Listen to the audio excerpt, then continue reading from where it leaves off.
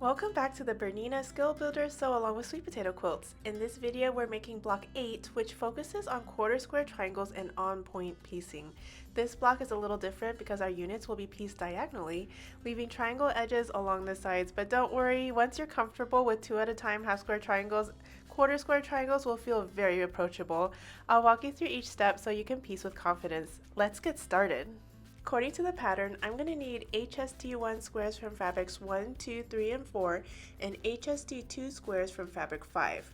These fabric 5 squares are slightly larger than the others I cut out from fabric 5, and they should pair with the other HST squares nicely since the sizes should match up and be the same.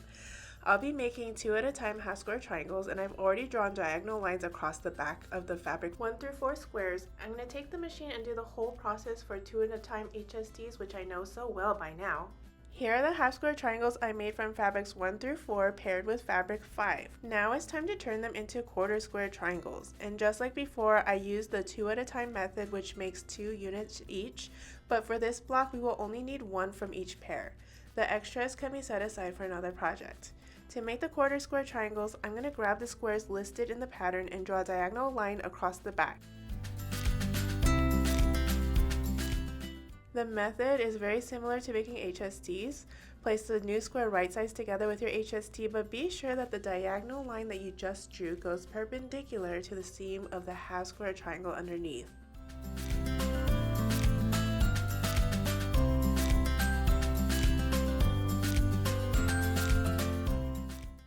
Then, sew a 1/4 inch seam on both sides of that line just like you would for 2 at a time HSTs.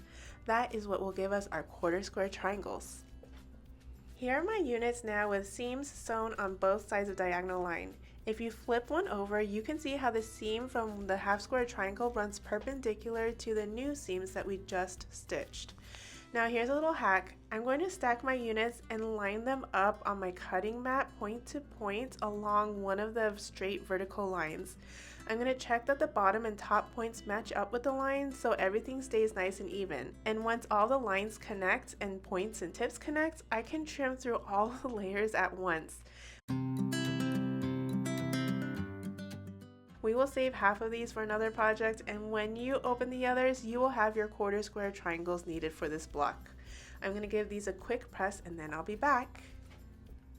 Here are my quarter square triangles from fabrics 1 through 4. Now comes the trickiest part of this block, which is trimming them down to 4 3/4 inches square, while keeping the center point right in the middle of the unit. Since 4 3/4 divided by 2 is 2 3/8, that means the very center of the block needs to sit 2 3/8 inches in from both sides, or all sides.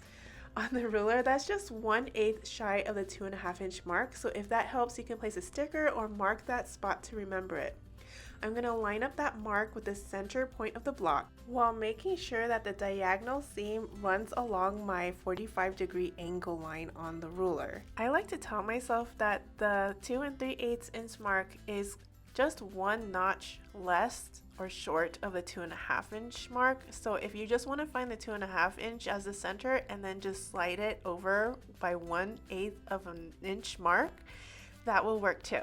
Then I will trim 2 sides, rotate the block, and line up the edges with the 4 3/4 inch marks on the ruler, and this time the diagonal line should also match the seam and the center point should land where it should. After trimming all the way around, you will have a perfectly sized 4 3/4 inch quarter square triangle unit, or a QST. Here are my quarter square triangles from fabrics 1, 2, 3, and 4. Now it's time to prepare the background fabric for on-point piecing. I've already given these background squares a heavy spray of starch to make them nice and stiff, since diagonal cuts mean we will be working with bias edges. For the smaller squares, I'll cut each one in half diagonally to make 4 smaller triangles.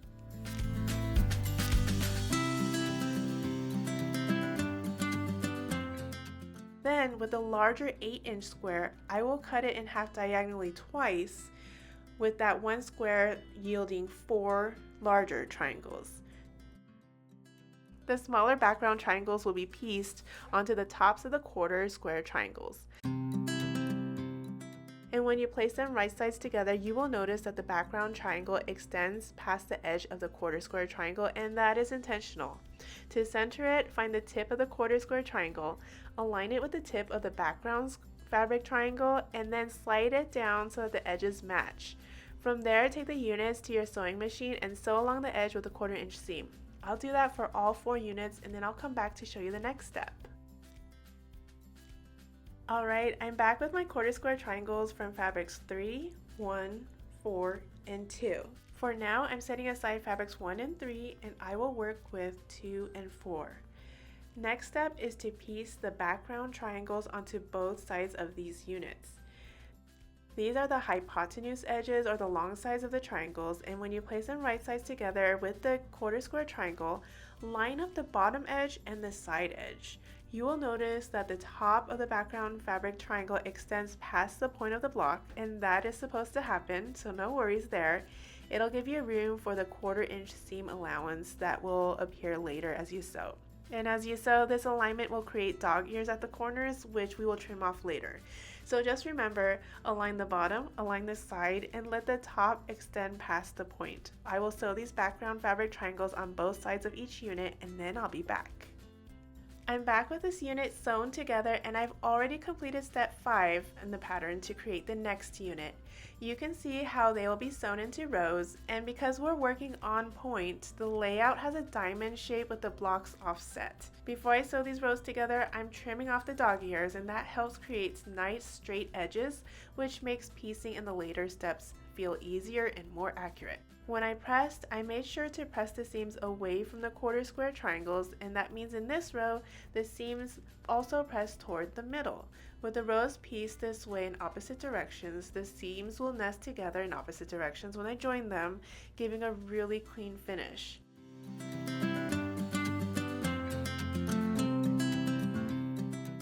Now I'm going to sew the rows right sides together, and I'll be back to show you the next step. Here's my middle on point unit, and you can see that there are dog ears along the sides. I'm going to trim those off, making sure the points are 1/4 inch away from the edge of the ruler. This is also a good chance to square up the angles and clean up any extra dog ears as you go. It really helps with accuracy in the final piecing.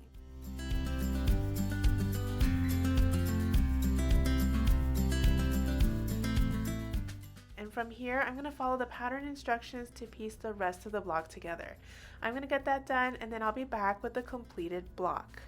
Wait, but hold on, I'm not completed yet. I'm almost ready to piece the rest of this block together, and here's an important tip. This step will give you lots of chances to accidentally swap fabric colors, so I recommend that before you sew, definitely lay out the entire block so that you can double check fabric placement. Pay close attention to your fabric labels and colors, and make sure fabric 1 is in this corner, fabric 2 is in this corner, and fabric 3 and 4 are all where they should be. Once everything is arranged correctly, go ahead and sew the 2 sides together first, then join the top and bottom rows. I'll finish piecing this block now, and I'll be back with the completed unit.